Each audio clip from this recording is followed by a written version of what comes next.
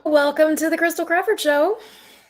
Oh my God. Okay, so if you're brand new to me, I do this every week.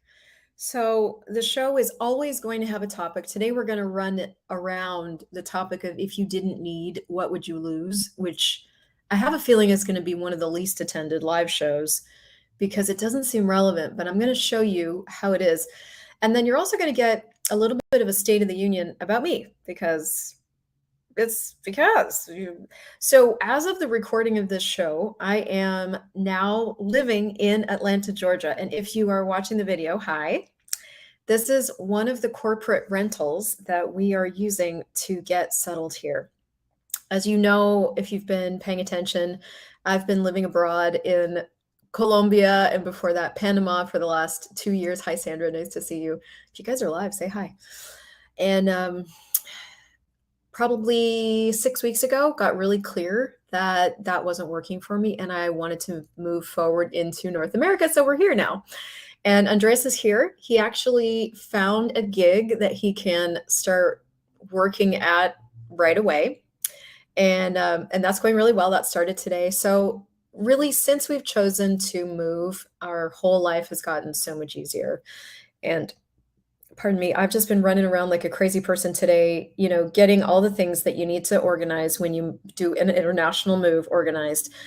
So that's the State of the Union. It is also my birthday tomorrow. So you're going to be invited to actually a 35% off sale for the whole shop. So you can go to christeljoycrawford.com/store and shop the entirety of all the shops. I think I have like 5 different shops in there.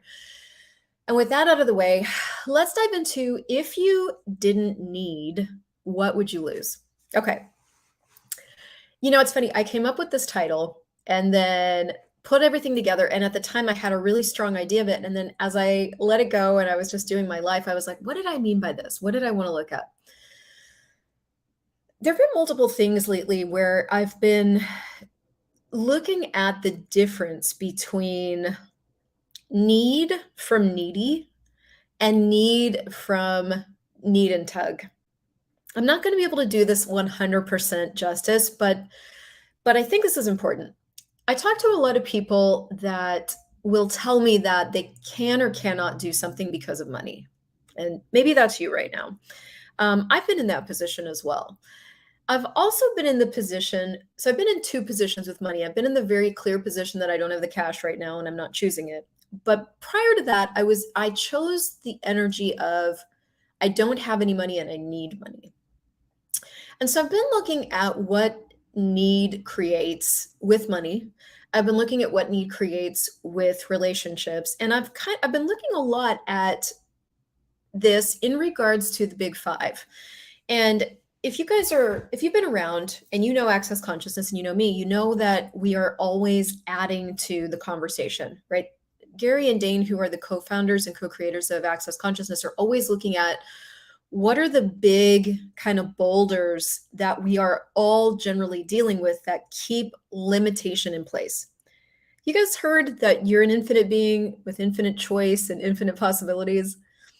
That's really great head information, but until you work it down into your life, it doesn't affect anything, okay? And that is something to work down into your life. That's a space and a reality that you can choose to live from, is infinite being. Infinite being just has infinite choice. They don't do need, they don't do worry. I'm going to use they for a second. There's no stress in infinite being. There's none of the energies that we get really stuck on or wrapped around a tree with are existent in infinite being. You have to invent those energies. So with this big 5 conversation, there's 5 elements that essentially keep us stuck in anything. And it starts with a presumption about something. And again, most of these presumptions that we have are completely unconscious. They feel so much like the way it is that we'd never question them. So it's just the things we kind of have to work around, or it's just the way it is, or, it's just, there's nothing we can do about it. All of those things are presumptive reality. Now, there are some things that just are what it is, but those have a lightness and a space to them. The presumptions are always kind of sticky and heavy. Now, then to hold a presumption in place, you have to have a reactive reality to prove the presumption. So this is where I got really looking at need, because what holds a reactive reality in place is need.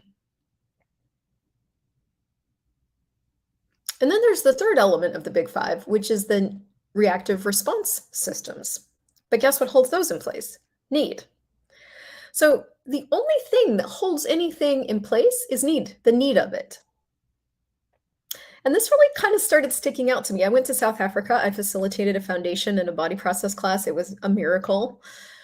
If you guys haven't gotten yourself into the new foundation, I would run, not walk. And so there's a lot of conversations around this.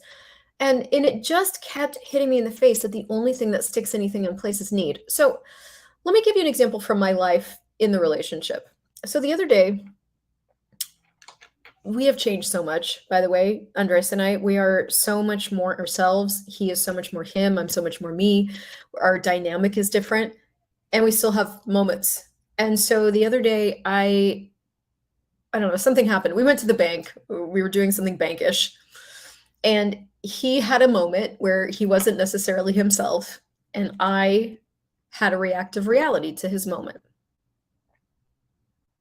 So I'm looking at this, and I didn't let it go. I didn't let it go for like 36 hours. And my need, and this is why I'm talking about this, my need and the reason why, okay, so need always has a reason why I didn't want to let it go, was because underneath it all, I believed, here's the presumptive reality, that if I didn't hang on to this and work it out and discover why it was occurring, any recognition here about what you might do, that it would happen again, and it wasn't okay. So there was a whole string of things, this string of things, right? This is the big five string that were going on that felt correct to me. And this is the insidious part about the things that we hold on to, is they feel right. So need. So probably 10 hours after that, Andres is really brilliant. He gives me my space when I have a moment like that, which is great, even though I don't like it, but I like it. You know how that goes. I came back in and I said, hey, you want to revisit? So one of the things he said that at the moment he said it, I didn't think was that profound, was he's like, I don't really see why we can't like get into a pinch like that and then just move on past it. I don't see why it has to drag on for 36 hours. And he didn't say it exactly like that, but that was exactly what he said. And for the first time, I really heard him. Now, here's the thing about when you receive something that's really true, it changes you. So it sunk in, and I really looked at this because I was like, yeah, for what reason would I not just move past something that I need? For what reason? And I looked at it and I was like, well, it's the need of it. But for what reason do I need it? So if you looked backwards behind the need, it was because, and here's my reason, right? Here's the presumptive reality. Because if we don't look at this, then fill in the blank. Now, I could track that point of view all the way back to my childhood, all the way back to my mom. So when I looked at the energy of having something sticky between us, let's, just take the relationship example for a minute, and then just moving past it, what I realized that hit, like, why not do that? That sounds easy. That actually sounds easier. You get insane for a second and then you move on, right? Insane for a second, move on. Well, in my family, that's not what you do. You get insane for a second and then you talk about it and you work it out, and I thought I was past all that, but clearly I'm still doing that, and who cares? Here I am, right? Like, so you get insane for a minute and then you move on. Well, that sounds like living, right? Like, that sounds like if we take money and we put money into the picture instead of a relationship, like, we get insane for a minute and then we move on, right? Every time money starts working, we've moved on out of our insanity. When it's really, really hard, it's when we're deep in the throes of our insanity and we aren't moving on because we need something. And most of us think that we need money.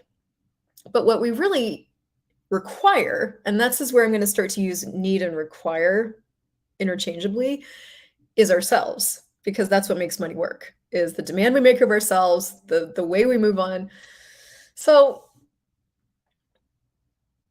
I'm sitting with this thing of like, we get insane for a minute and then we move on. And I let that energy affect me. Now, this was interesting because as I was sitting there looking at what it would be like to get insane and move on, what hit me was I believed was my presumptive reality and why I wouldn't do that. Okay.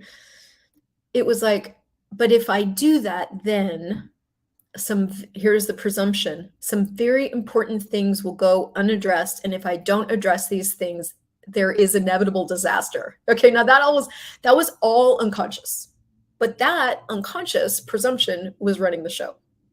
That was running my show. That was why I needed to react to this thing. And this thing has shown up in multiple different ways over the last 3 years. This thing has been the thing that I have reacted to essentially. There's been two big energies that I've reacted to.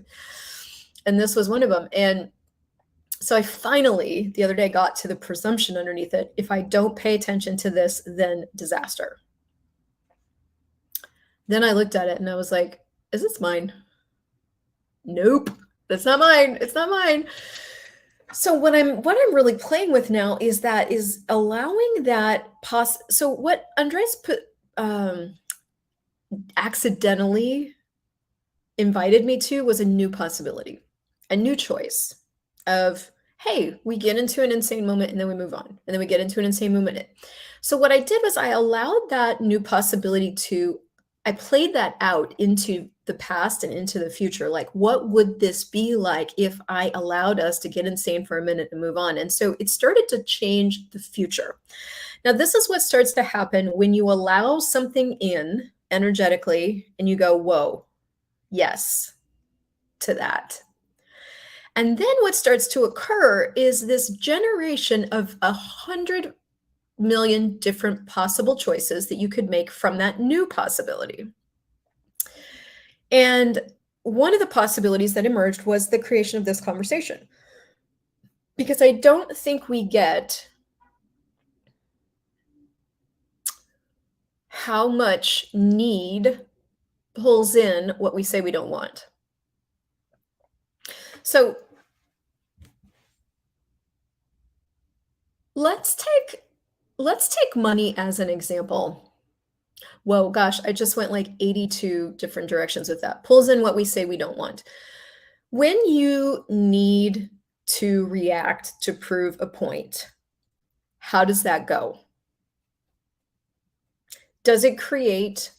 Where does the ease come from? Does it come from that moment where you need to react and prove a point, or does it come after, when you're space and you're sorry for what you said and you're like, how can we, work, what else is possible, right? Is that usually in a relationship scenario where the ease comes from? Like, it usually doesn't come from the moment where you're like, I need to react to prove this point.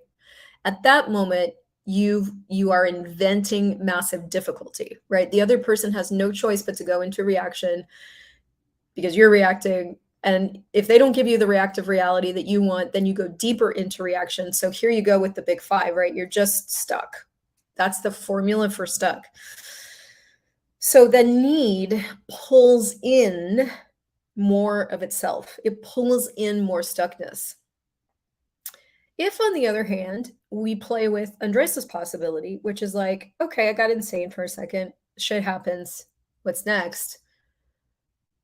Then we have different choices available, because then everything, let's say he's being insane for a second, right? Let's just throw him under the bus for a minute.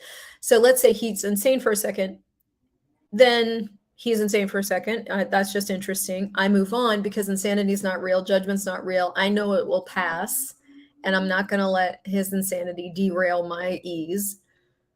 All of a sudden, we have all these different choices available and totally different pathways emerge.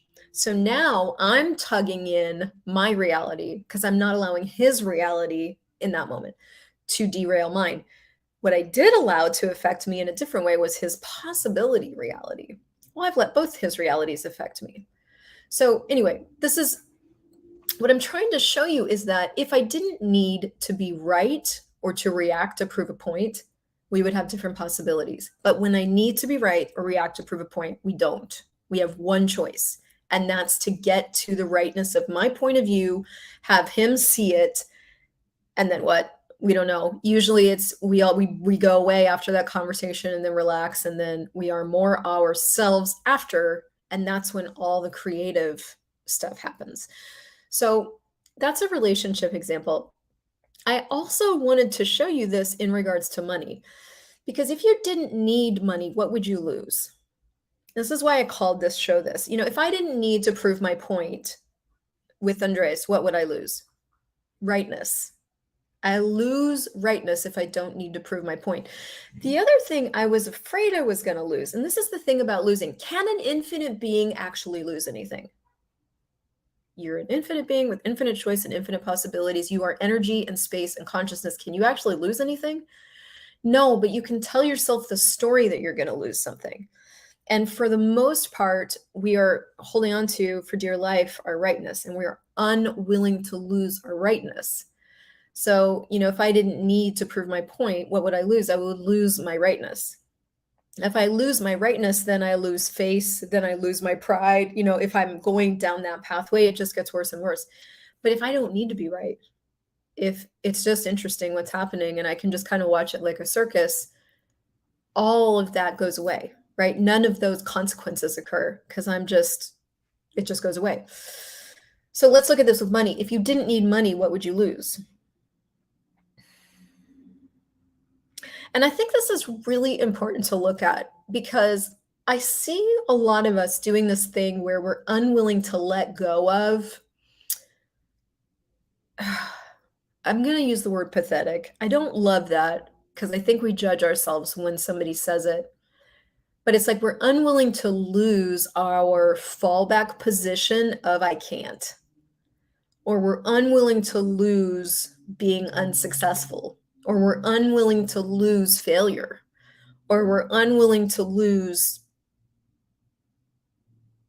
needing to be taken care of. I was having a conversation with a really great friend of mine. I just love this woman. And she is potent and powerful and capable and has all the gifts. Recognize yourself, right? And she's gotten herself into a position financially where her life requires quite a bit of money every month to run. And one of her sources of revenue is a source that's no longer working for her, if you know what I mean. A lot of you do. So she's looking at changing this source of revenue, all right, quitting it, going, no more. What that will mean is that she's got quite a hefty chunk of less money coming in every month if she chooses that. What that also means is if she chooses that, her life still requires that money, is she would have to step up and generate that money herself. Could she? Yes. Will she? So if she didn't need the relationship, what would she lose? If she didn't need, spoiler alert, if she didn't need this source of revenue, what would she lose? Well, my friend would lose her anonymity, right? She will no longer be able to remain anonymous. She would lose her story of that she can't do it herself. She would lose the ability to back out, because here's the thing about money is that it invites us to be greater. Everything that costs money invites us to be greater. We got to step up to have what we want to have. So the way she's created her life right now, she needs quite a bit of money per month that she hasn't really been the source of for herself in a very long time. So she'd have to step up regularly, like right now, 100% of the time for the next probably 3 years for her life to really work if she chooses this. She would lose her freedom from her point of view, but she would gain freedom from another point of view. You see what I'm saying? So she would be in one breath being willing to be owned by her life and simultaneously relinquish her freedom to what she's chosen as her life. And this is why we keep need in place, right? So if we look at the relationship again, like my need to be right, what is that? Why would anybody need to be right? I don't believe I'm going to be okay if I don't defend my point of view, essentially. Is that true? Is that real? Or is that a presumptive reality?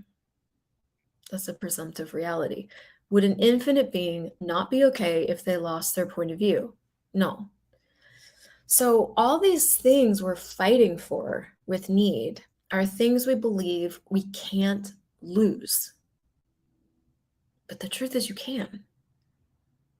So, I want to give you one question that you can play with today that a lot of you've heard before, but maybe now this gives it a little different context.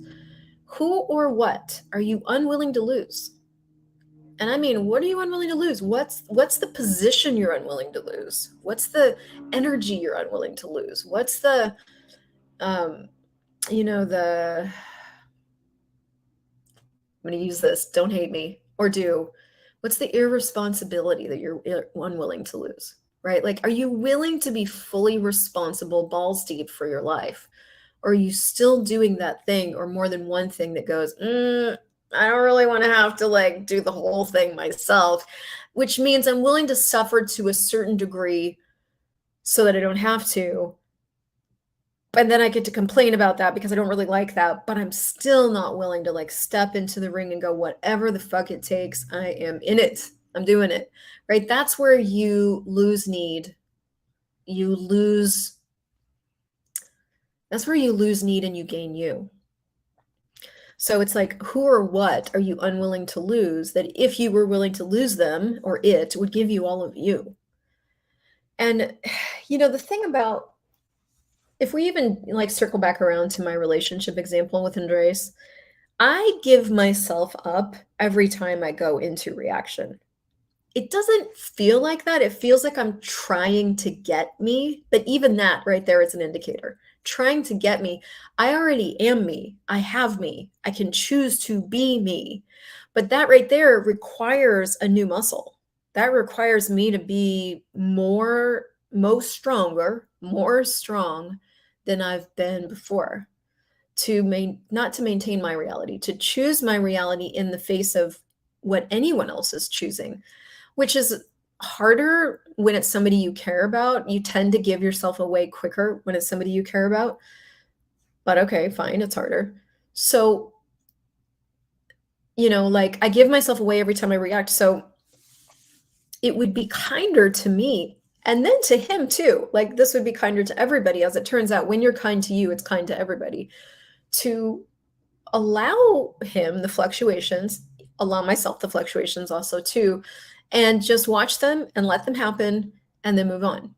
That would create more ease for everyone. And that would create a different possibility for him too. Like if we all have those moments where we go nuts, I'm so grateful for my friends that are space when I go crazy, because when they are space and I'm going crazy, I can see it faster. If they get into my crazy with me, we're both drowning. It's no good, right? So it's way more of a gift for somebody to be space with me. So I would be gifting him and me with that choice. But the same is true of finances. When I go into insanity and need and worry and stress, I'm giving myself away to what? The belief that I need money. Do I need money, or is it just something I like to have?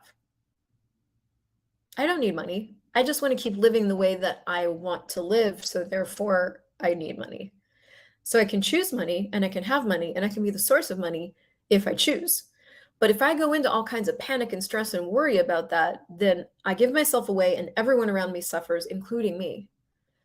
So I lose me in the process. Need means you lose you. And you are the resource you need for your life to work. I am the resource I need for my relationship to be more peaceful. It's not that I'm the source of everything, but I'm a huge contributor. And for money and my life and my business to really work. My life and my business really work when I step up and I create it. They stop working when I withdraw and I detach and I disengage. You might want to look at that for yourself. Have you disengaged from your life and your business and money? And is that why it's not working? Have you disengaged from being conscious? Conscious just means includes everything, judges nothing. When you go into reaction, are you engaging or disengaging from consciousness? And so one big question is, who or what are you unwilling to lose that if you were willing to lose them would give you all of you? If you didn't need this, whatever, fill in the blank, if you didn't need it, what would you lose? And are you willing? Because really, everything is yours with the willingness to lose. I know this is an advanced conversation. I'm really grateful for you guys hanging around. I'd like to invite you to the birthday sale because in the shop, like I have 6 big 5 clearing loops. There's a big 5 clarity night, which I think is just everybody should have that. There's clearing loops, there's energy pulls, there's business and money energy exercises. There's so much in there. There's study series on projections, expectations, separations, judgments, rejections, beyond the utopian ideal, the 10 keys to total freedom. Everything in the shop for my birthday is 35% off for you for the next 3 days. So if you head into christeljoycrawford.com/store, there's a code right at the top. You can get everything you need. Everything you need. When you pull into your reality what works for you in that moment. The thing is, we pull everything into our reality. Now that you know that, you can be more conscious about what you pull into your reality. Do you want to keep pulling into your reality disaster or something else? Do you want to keep pulling into your reality reaction or something else? Do you want to keep pulling into your reality decay or something else? Do you want to keep pulling into your reality need or something else? You are the source. You are the source. So what energy, space, and consciousness can you and your body be to be the source you truly be for all eternity? And what would it take to be willing to be responsible for what it is you create in the world? And everything that doesn't allow it, times Godzillion, will you destroy it and create it all. Right, wrong, good, bad, pod, all night shorts, boys, poets, and beyonds.